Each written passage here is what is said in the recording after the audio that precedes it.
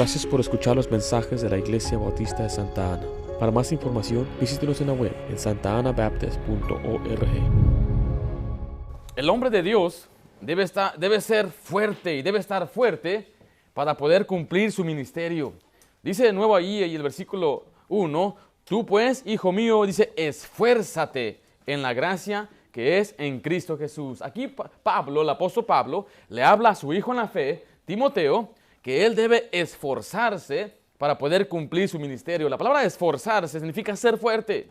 Habla de la capacidad de soportar las pruebas o las cargas y resistir las oposiciones. Y el hombre que desea pastorear debe ser fuerte. El hombre de Dios debe ser fuerte en la gracia. La gracia es la obra del Espíritu Santo que Dios hace en medio de nosotros o en nosotros para hacer la obra externamente. O sea, ser fuerte espiritualmente, ser fuerte para soportar las cargas del ministerio, ser fuerte para resistir las oposiciones de Satanás. El siervo de Dios debe ser fuerte para cumplir con el ministerio como pastor. Mire, quiero decirle que el ministerio es maravilloso. Hay mucho gozo en servir a Dios, en ser un pastor. Hay bendiciones terrenales, pero mire, nos llena de más gozo al pensar en las bendiciones eternas. Hay recompensas que el Señor nos da. El ministerio de pastorear, a mí me trae una tremenda satisfacción, que tengo propósito. Estoy haciendo algo en el mundo y estoy impactando la vida espiritual y eterna de la gente. Pero en medio de todo esto, de todas esas bendiciones, también hay luchas, hay conflictos, hay oposiciones y hay sufrimiento. En todo ámbito hay luchas. El que quiere triunfar tiene que enfrentar luchas también. Por ejemplo, los administradores, los ejecutivos tienen que lidiar con gente, con organizar y entrenar. Los soldados, por ejemplo, tienen que prepararse y combatir con un enemigo para tener victoria. Los atletas tienen que trabajar mucho, tienen que hacer ejercicio y correr y practicar y practicar. Yo escuchaba de estos jugadores profesionales como Michael Jordan y Kobe Bryant, que esos hombres pasaban horas y horas y horas practicando. Se dice que el día que jugaba el campeonato, Kobe Bryant llegaba 6 horas antes para practicar 4 antes que empezara el partido de campeonato. Por eso era grande en su ámbito, porque era gente que se esmeraba y trabajaba y se esforzaba. Piense en la gente que canta, la gente que escribe, gente que trabaja y se esmera y se esmera. Y hay luchas, hay conflictos, pero lo que siente uno bien y bonito es cuando uno recibe la victoria después de tanto trabajo. Es igual para ser un pastor. Hay muchas bendiciones y hay victoria, pero también hay muchas luchas y requiere que seamos fuertes. El ser pastor no es una cosa leve. Entre todas las luchas que vamos a ver, existe las expectativas irrealistas de la gente hacia su pastor, lo que esperan de su pastor. Le voy a leer un estudio que se hizo al pasar de 100 años. El pastor modelo, el pastor que todos desean. Mire, predica exactamente 20 minutos y termina con una invitación en la cual todos están bajo convicción y nadie se ofendió. Trabaja de 7 de la mañana a las 10 de la noche y hace todo tipo de trabajo, desde jardinería, consejería y limpieza. Tiene 27 años y ha predicado por más de 30 años. Es alto y bajo a la misma vez. Es delgado y pesado. Es guapo, pero no es espantoso. Tiene un ojo café y un ojo azul. Se peina de lado, pero también es poquito calvo para mostrar su madurez. Sonríe muy seguido con una cara seria para mostrar que tiene un sentido de humor, pero que toma su trabajo en serio. Tiene una pasión por los jóvenes y pasa todo su tiempo con los ancianitos. Pasa más de 25 horas a la semana preparando mensajes, 20 horas en consejería, 10 horas en juntas, 5 horas en emergencias, 20 horas en visitación y evangelismo, 6 horas en los velorios y bodas, 30 horas en oración y motivación, 12 horas escribiendo cartas y administrando y 10 horas en pensar creativamente. Pasa 5 tardes en su casa con su familia y un día de descanso. Suelta todo cuando hay una necesidad. Es un graduado de seminario, pero solamente usa palabras con 1 o 2 sílabas. Hace 15 llamadas al día pasa todo el tiempo evangelizando a los perdidos, asiste a retiros, va a todos los eventos de los jóvenes y siempre está disponible en su oficina. Sus hijos son perfectos, sus padres son ricos, su esposa es en todo el sentido de la palabra perfecta, sumisa, apoyadora y sabe tocar el piano. Su casa es grande, pero su cuenta de banco es pequeña y su carro siempre está en el taller. Es dotado, talentoso, estudioso, práctico, popular, compasivo, comprensivo, paciente, tranquilo, confiable, amoroso, cariñoso, ordenado, organizado, alegre y sobre todo humilde. No existe un hombre así. Pero mucha gente tiene tantas expectativas a veces de un pastor. Y eso es lo que muchas veces desanima a muchos hombres, a muchos siervos de Dios. Se sienten incompetentes, se sienten, no estoy ayudando a la gente como debo ser. Y la gente tiene idea. Pero vamos a ver lo que dice la Biblia. El siervo de Dios debe agradar a Dios, no a la gente. Porque si nos ponemos a buscar agradar a la gente, no vamos a agradar a nadie. Ni a Dios ni a nadie que está aquí, porque cada quien tiene sus propias ideas. En esta carta, el apóstol Pablo le recuerda a Timoteo de su llamado al pastorado. Le refiere unas responsabilidades específicas y especiales para el pastor. Pablo le presenta los ministerios diversos que tiene que llevar a cabo Timoteo. Vimos las analogías, administrador, soldado, atleta y labrador. Todas estas son analogías para un pastor. Y Pablo le dice a Timoteo, hijo, esfuérzate en la gracia. Esfuérzate, fortalécete en la gracia. ¿Sabe por qué? Porque este muchacho era muy desanimado. Acompáñenme a 1 Timoteo, capítulo 1, versículo 3. El hecho de que Timoteo como que andaba flaqueando y andaba desanimándose, a mí me da esperanza. Porque digo, si este gran Timoteo se sintió así, pues yo creo que es normal que cualquier hombre de Dios se sienta también así. Dice el versículo 3, mire, Pablo le dice, como te rogué que te quedases en Éfeso. ¿Sí ve ahí? Dice este pasaje que Pablo le tuvo que rogar que se quedara. Ahí estaba Timoteo trabajando en Éfeso, de pronto le manda una carta, le decía, oye Pablo, ya me quiero ir de aquí, yo no estoy feliz aquí, no estoy recibiendo fruto, la iglesia no crece, la gente a veces malagradecida, me hace falta dinero. Y Pablo le tuvo que rogar, quédate, no Pablo, ya me voy, quédate. Dios quiere que te quedes, tú tienes que quedarte ahí. Dice la Biblia que Pablo le rogó y finalmente se quedó. Vaya conmigo a 2 Timoteo, capítulo 1.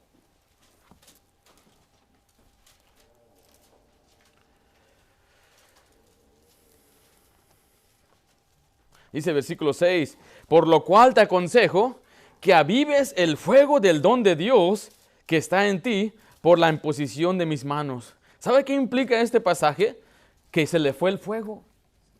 Ya no andaba contento porque muchos empiezan con fuego. Vamos a empezar la iglesia y estamos emocionados. Y de pronto pasan los meses, tal vez la gente no viene como uno pensaba, tal vez la gente no responde y se les apaga el fuego. Y Pablo dice que no se apague el fuego. No se te apague tu fuego, Pablo. Digo, Timoteo, tienes que avivar ese fuego en ti. Pero vea lo que dice después. El versículo 7. Porque no nos ha dado Dios espíritu de ¿qué? De cobardía. En otras palabras, este Timoteo era un cobarde. Dice Timoteo, Dios no quiere que tú seas cobarde. Dios quiere que tú avives el fuego. Dios quiere que te quedes ahí en Éfeso. Pero quiere que te esfuerces. Esfuérzate. Esfuércese.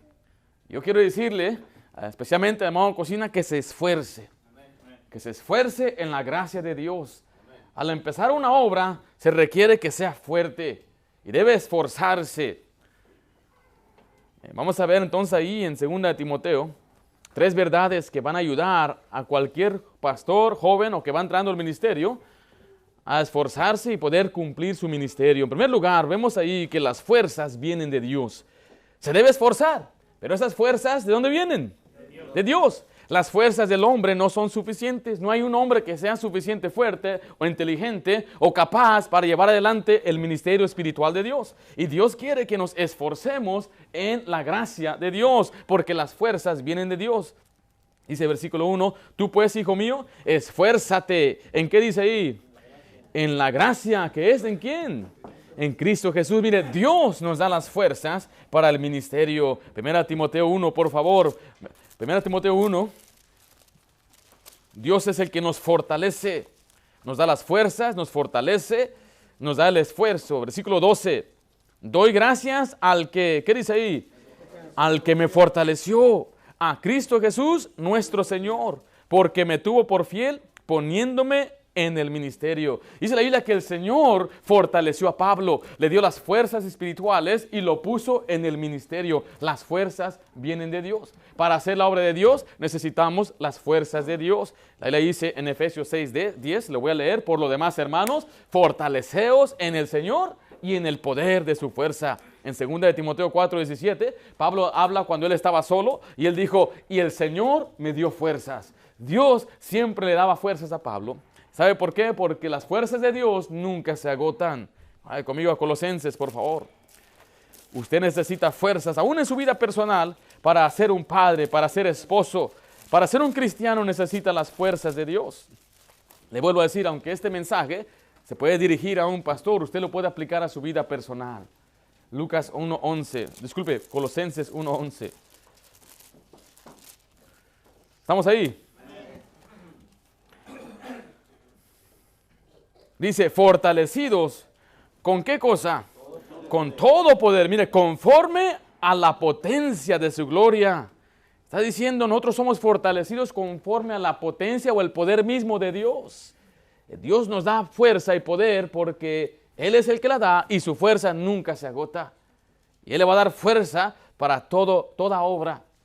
Así que el que desea o el que quiere ser pastor debe buscar las fuerzas de Dios. Esto es un mensaje para recordarme a mí. Yo no puedo hacer esta obra en mi carne, en mi inteligencia, con mi ingeniosidad y tratar de yo hablar con palabras persuasivas y la retórica y tratar de convencerle a usted con mi manera de pensar. No, yo tengo que depender del poder de Dios, la potencia de Dios, para que pueda yo seguir adelante y mantenerme en fuego.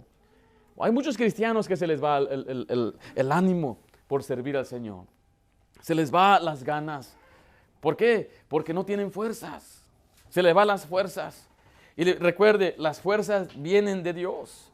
2 Corintios 3 nos dice la Biblia que el Señor es el que nos hace aptos. Él nos habilita para vivir la vida cristiana, para hacer la obra de Dios.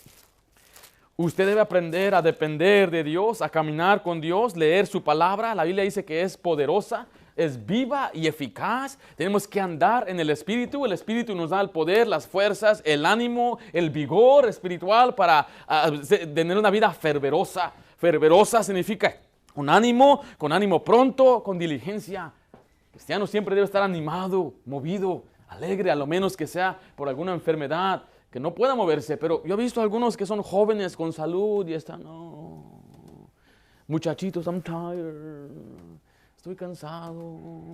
Nada más le ponen su película y es como que se alegran.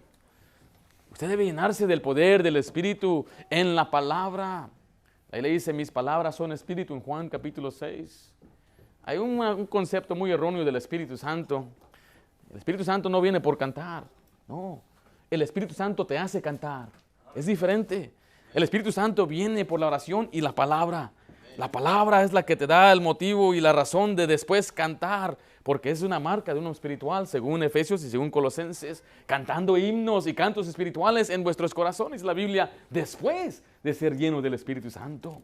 Pero el Señor quiere que usted, como siervo de Dios, como pastor, se fortalezca y busque el poder de Dios en su ministerio. Estamos ahí en 2 Corintios. ¿Cuál le dije? Capítulo 3, dice versículo 4. Y tal confianza tenemos mediante Cristo para con Dios. No que seamos, competentes por nosotros mismos para pensar algo como de nosotros mismos, sino que nuestra competencia proviene de Dios. Esa palabra competente significa ser aptos, tener una habilidad. Nuestras habilidades no vienen por nosotros mismos. Dice el 6, el cual asimismo nos hizo ministros, ¿qué cosa? Competentes de un nuevo pacto, no de letra sino de espíritu, porque la letra mata, mas el espíritu vivifica. O sea que el siervo de Dios debe buscar ser competente, su competencia viene de Dios, que sea habilitado por Dios mismo porque la obra de Dios es espiritual. No militamos, dice la Biblia, con sangre y carne, sino con las armas espirituales. Y usted, siervo de Dios, cristiano, en su hogar, en su vida personal, usted debe buscar ser competente, hablando que Dios le haga apto espiritualmente para vivir su vida cristiana. Pero le vuelvo a decir, se hace esto por medio de Jesucristo, por su palabra, que sobreabunde en oración, en ayunos, pasando tiempo con el Señor, que el Señor le dé ese poder para poder hacer lo que Dios quiere. Vimos en primer lugar, la primera verdad es que las fuerzas vienen de Dios.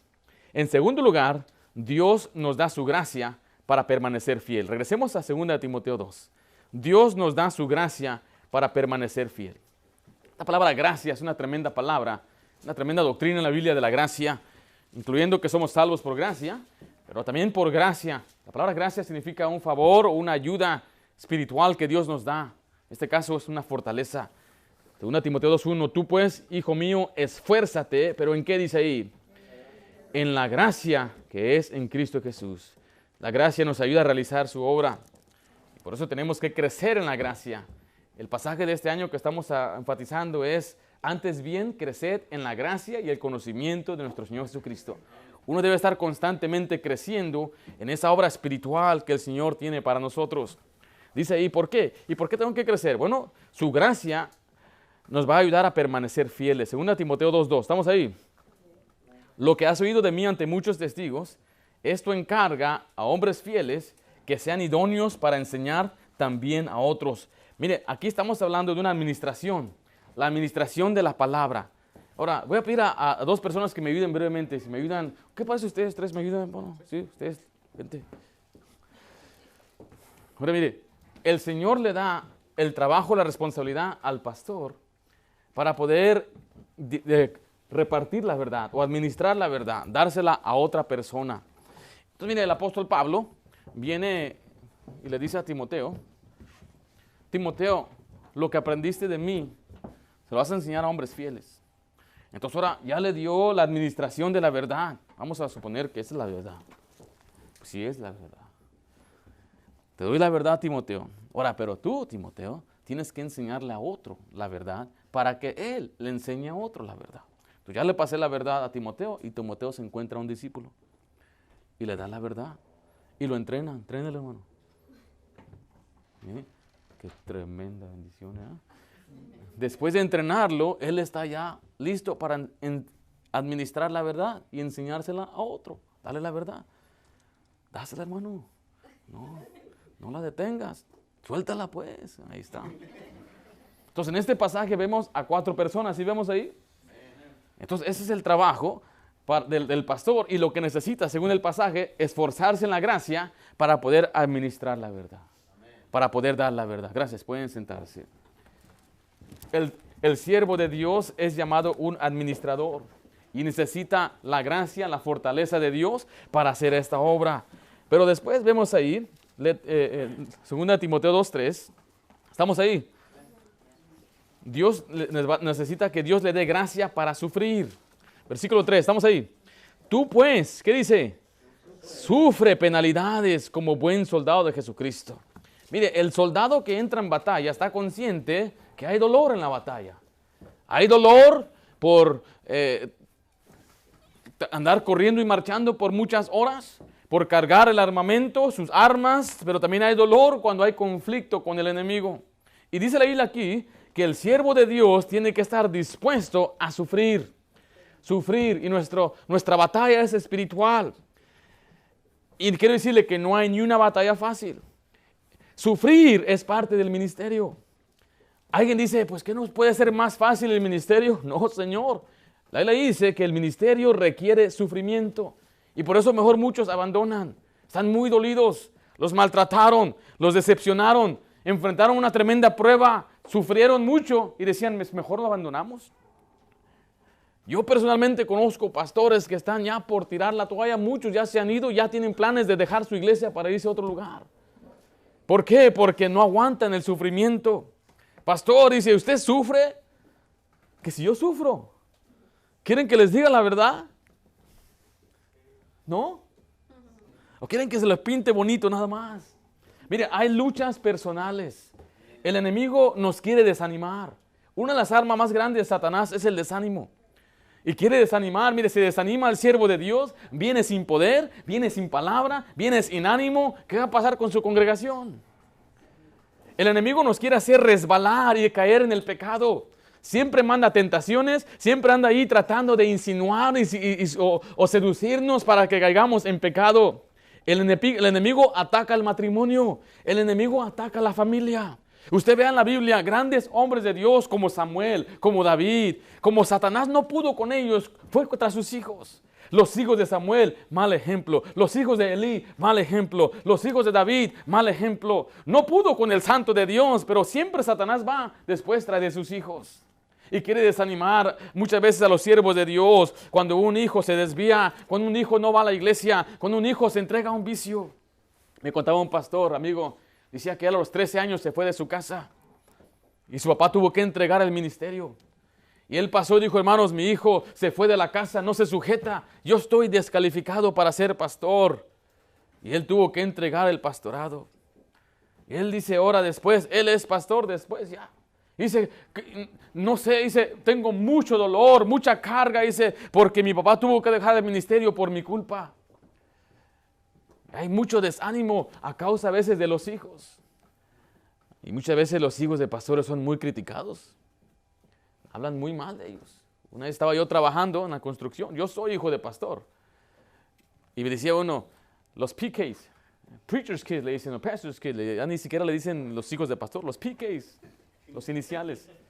Y decía uno, los PKs son los peores. Los PKs esto y aquello, le está diciendo un hermano. Y le dije, oye, yo soy un PK.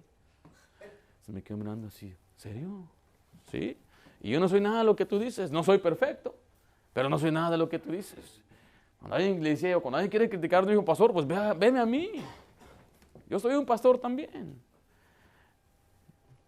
Nuestras hijas no son perfectas. Mis hijas son agradables a mí. Todo lo que ellos hacen es chistosito. Pero para usted, ya además irá como es posible.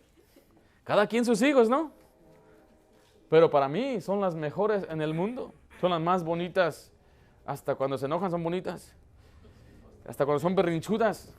A mí me causa gracia, alegría, mis hijas. Oh, yo oro todos los días que el Señor las mantenga en sus caminos. Porque sí, si mis hijas son mal ejemplo, eso está diciendo que yo no soy un buen administrador de mi hogar. ¿Qué tal los matrimonios? Yo escuché una cifra tal vez exagerada, pero casi el 20 o 30% de los pastores terminan divorciándose.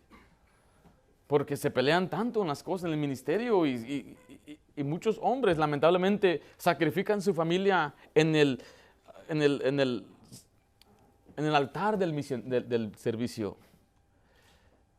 Están planeando, vamos a ir a un lugar y de pronto algo pasó en la iglesia y ¿sabes qué, amor? No vamos a poder ir porque en la iglesia hubo cosas que hacer y la esposa, oh, está bien, se la pasa la primera vez. Después pasa otra vez, ¿sabes qué? Yo sé que habíamos quedado, pero me llamó el hermano que tiene una urgencia, quiere que lo aconseje, pues tengo... Y la dejamos, y la dejamos, y la dejamos. La gente se amarga. Dije, estás casado con el ministerio. Mujeres de hombres grandes de Dios decían, mi esposo siempre tuvo un amante. No fue otra mujer, fue el ministerio. Una mujer, yo mencioné esto el otro día en el banquete de parejas, pero un hombre muy conocido, un grande predicador, lo respetan y hasta lo veneran. Lo que no saben de él es que él perdió a su esposa. Iba ella de regreso en el barco, llore y llore, le decían, ¿qué tiene? ¿Quién es? Dije, yo soy la esposa de fulano de tal. Y dice, yo lo engañé. Le decían, ¿pero por qué hiciste eso? Dice, porque él nunca me halagaba, nunca me apreciaba. Él estaba más metido en el ministerio y más metido en las cosas de allá con otros pastores y siempre viajando. Y un día vino un hombre y me habló bonito. Por eso vemos que es algo, son luchas. El enemigo ataca los matrimonios de los pastores, ataca las familias de los pastores. Hay preocupaciones personales e internas. Se dice que 53% de los pastores se preocupan por sus finanzas personales. ¿Cómo le vamos a hacer? ¿Y cómo vamos a pagar? 48% se sienten incapaces. Dicen, yo no me siento capaz de ser un pastor. Yo no tengo la habilidad, no tengo talento, no estoy bien preparado. 21% de los pastores se sienten que la gente tiene esas expectativas irrealistas que le dije.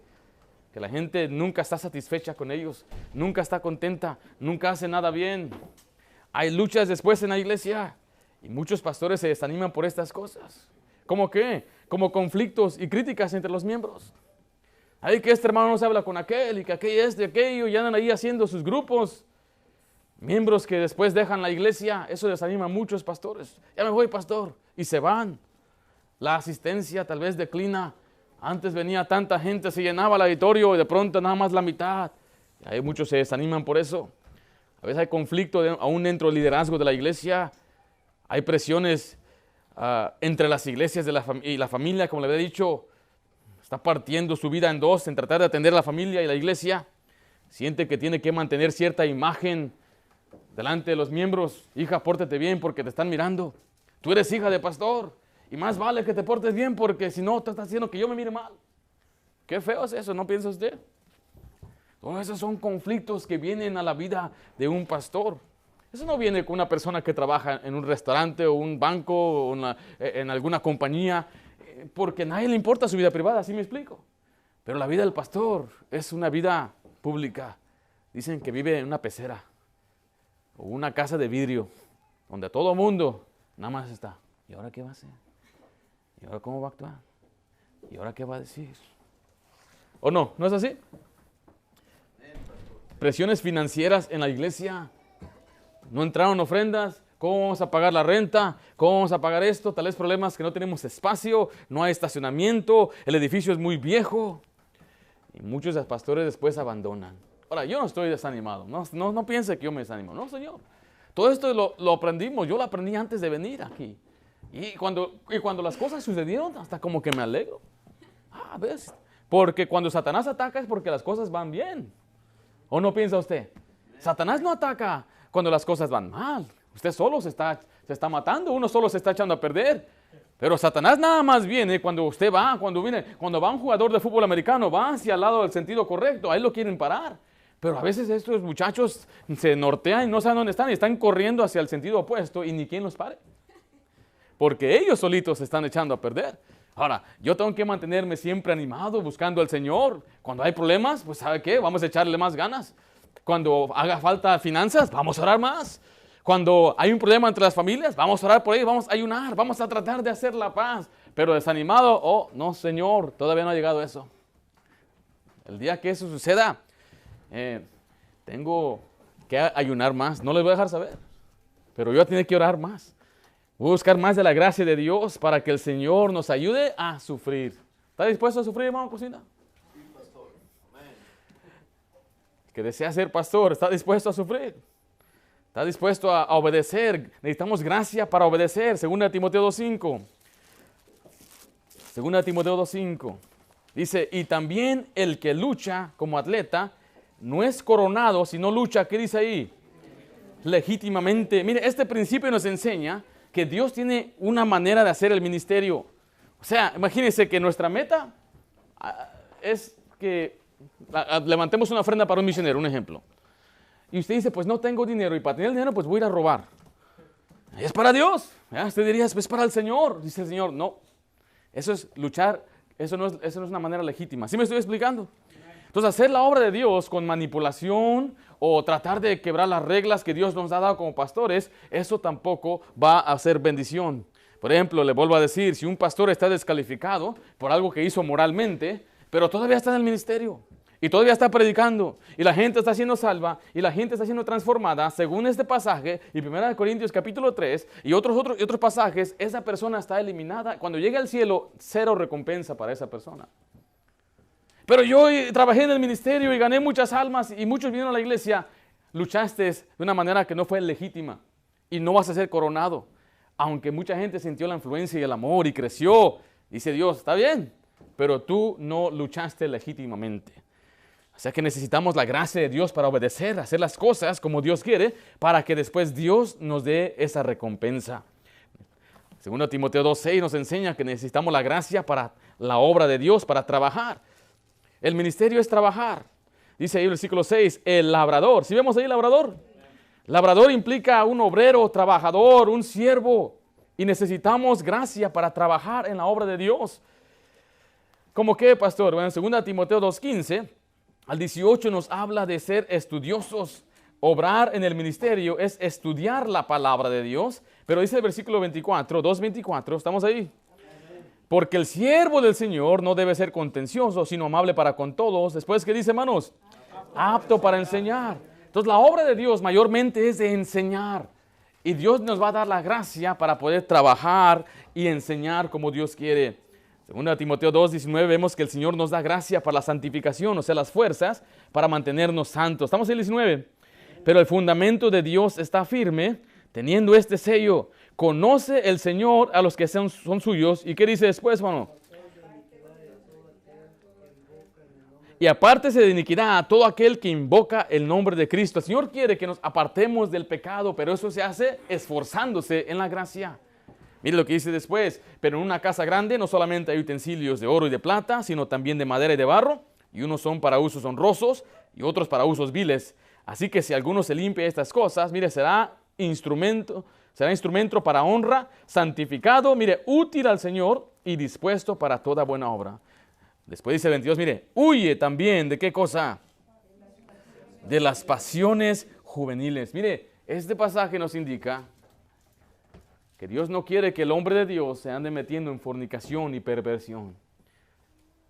Como mencionaba anteriormente, hay muchos siervos de Dios que no se guardan, no se cuidan. Entonces, ¿qué pasa? Después ellos caen en estos pecados. Y Dios dice que necesitamos su gracia para mantenernos santos en santificación, limpios de todo pecado. Solamente por la fortaleza y el poder de Dios podemos lograr esto. Ahora vamos a ver, por último, vimos en primer lugar las fuerzas vienen de Dios. Recuerde, esfuérzate en la gracia de Dios. Las fuerzas vienen de Dios. Dios nos da su gracia para permanecer fieles. Y por último, mantenga su enfoque en Jesucristo. Mantenga su enfoque en Jesucristo. Siervo de Dios, mantenga sus ojos en Jesús. Estamos en el versículo 8. Acuérdate de quién. Acuérdate de Jesucristo, del linaje de David, resucitado de los muertos conforme a mi evangelio, en el cual sufro penalidades hasta prisiones de malhechor, mas la palabra de Dios no está presa. Vaya conmigo a Hebreos 12, por favor. Este pasaje dice, acuérdate de Jesucristo. Cristo es nuestro más grande ejemplo de cumplir su ministerio, de sufrir penalidades, de obedecer y de trabajar en la obra. Y el siervo de Dios debe acordarse de Jesucristo. Cuando vengan los días oscuros, cuando venga la oposición, cuando necesite fuerzas, usted debe acordarse de Jesucristo. ¿Qué hizo Jesucristo por nosotros? Bueno, la Biblia dice que Él sufrió por nosotros y Él es el mismo que nos ayuda, nos alienta, nos anima. Hebreos 12, ¿estamos ahí? Versículo 2 al 3. Y antes de leer, le quiero decir, por ejemplo, hermano Cocina se va. Yo lo quiero animar a él. Cuando yo empecé la obra aquí, no recibí mucho ánimo. No mucha gente nos animaba. Yo determiné entonces ser un pastor que anima a otro. Que animo con un mensaje de texto, con un WhatsApp, algunos hermanos allá de México, una llamada, una cartita, una palmeada, decir, échale ganas, el Señor es bueno y quiero animarle. Yo quiero animarle, hermano Cocina. Voy a tratar de llamarle por lo menos una vez por semana y mensajearle para animarle, que sin duda estará solo allá con su esposa, pero también le digo en este momento que no dependa del ánimo del hombre, dependa del ánimo de Dios, porque el hombre algún día no le va a contestar.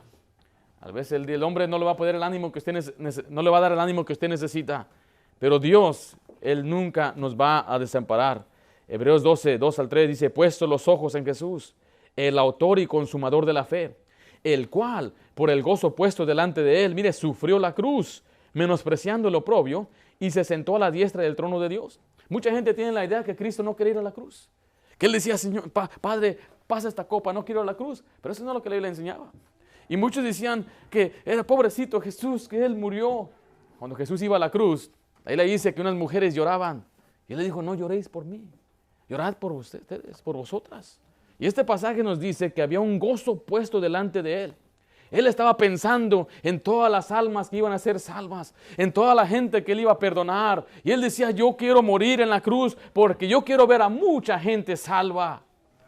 Dice el versículo 3, considerad. Acuérdate de Jesucristo, pon tus ojos en Jesucristo, mira, considera a Jesucristo. Significa, medita en Él, analiza a Jesucristo, a aquel que sufrió tal contradicción de pecadores contra sí mismo, para que vuestro, ¿qué dice ahí? Ánimo No se canse hasta desmayar. Oh, el ánimo viene de Jesucristo.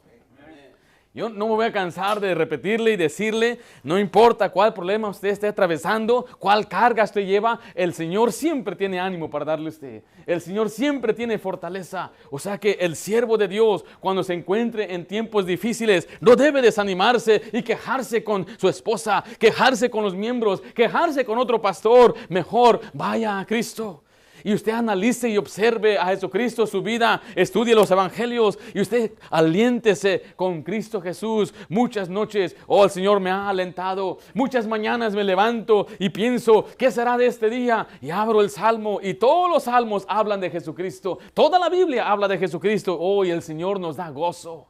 Nos da el gozo que el mundo no puede dar. Hay un canto que se dice, dilo a Cristo. Cuando estés cansado y abatido, dilo a Cristo. Oh, no vaya a decirle a su vecino. Dilo a Cristo. Si te sientes débil, confundido, dilo a Cristo. Él es tu amigo más fiel. No hay otro amigo como Cristo. Dilo tan solo a Él. Cuando estés de tentación cercado, mira a Cristo. Cuando rugen las huestes de pecado, mira a Cristo. Si se apartan otros de la senda, tú sigue a Cristo. Se acrecienta en torno a la contienda, sigue a Cristo. Cuando llegue la final jornada, fía en Cristo. Te dará al cielo franca entrada, fía en Cristo. Él es tu amigo más fiel. No hay otro amigo como Cristo. Dilo tan solo a Cristo. Fortalézcase en Jesucristo. El siervo de Dios debe fortalecerse en el Señor, debe fortalecerse para que le dé su gracia, pero debe usted siempre depender, mantener su enfoque en Jesucristo. Él nunca le va a fallar. El siervo de Dios le falla. Si le fallo a mi esposa, no cree que le va a fallar a usted. Yo le fallo a todos, le he fallado a todos ya, seguro. Pero Cristo, Él nunca falla. Él nunca nos va a fallar. Así que, siervo de Dios, hombre de Dios, pastor, mantenga su enfoque en Jesucristo. El ministerio, le vuelvo a decir, es maravilloso. A mí me encanta el ministerio. Tengo la bendición de ahora pastorear ya casi 3 años. Fui asistente por 12 años. Y ahora como pastor, y muchos pastores me han dicho, ahí se requiere 3, 5, hasta 10 años para ver tremendo fruto. Mantente fiel. Esfuérzate en la gracia de Dios. Escuché a un predicador ya de 80 y pico años, pastoreó por 60 años. Y le dice, algunos de esos jovencitos se están desanimando porque en 3 años no levantan una iglesia fuerte. Ese toma décadas. Esfuérzate en la gracia de Dios. Esfuérzate y sé paciente. Las fuerzas vienen de Dios. Dios nos da su gracia para permanecer fiel. Mantenga su enfoque en Jesucristo. Vamos a orar. Voy a pedir a hermana Cocina si pase, por favor. Hermana Cocina puede pasar acá también. Vamos a orar por ellos acá.